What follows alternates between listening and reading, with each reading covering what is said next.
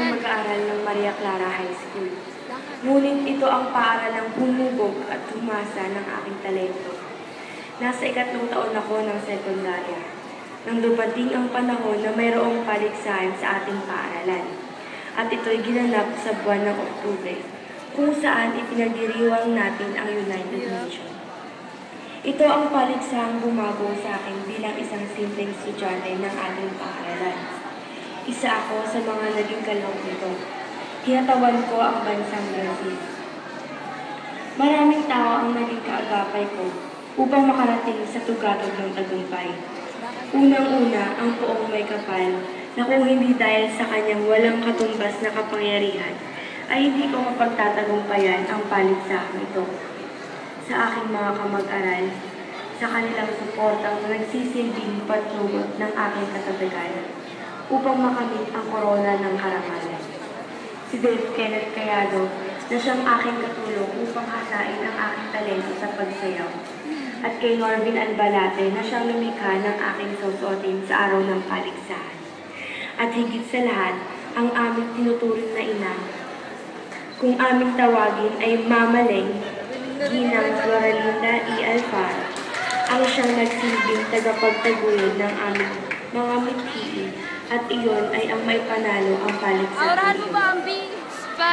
Maraming batayan upang maitanghal bilang Miss United Nations.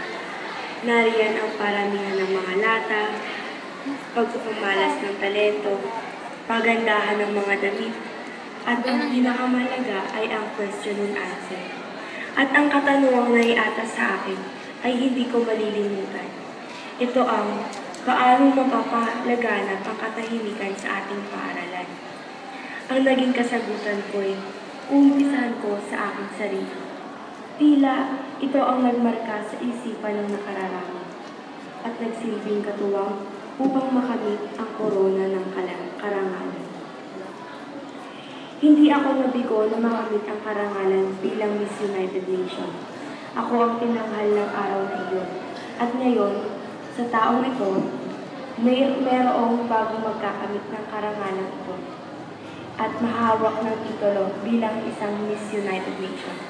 Sa mga kandidata, manatili kayong ehemplo ng ating paaralan, manalo man kayo o matalo.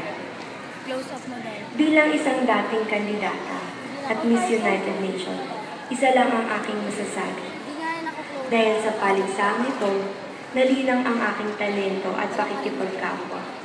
Isang karangalan kong maituturing ang pagkapanalo ko sa paligsahang ito.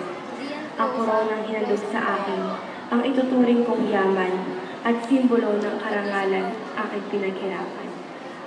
Ngayon, tanggapin mo ito at ingatan bilang isang bagong irang ng Miss United Nations 2020. Isang hamon ang sa iyo'y naghihintay. Naway mapagtubayan mong ingatan at pahalagan ang titulong ito. Binabati kita at pagpalain ka ng ating Panginoon.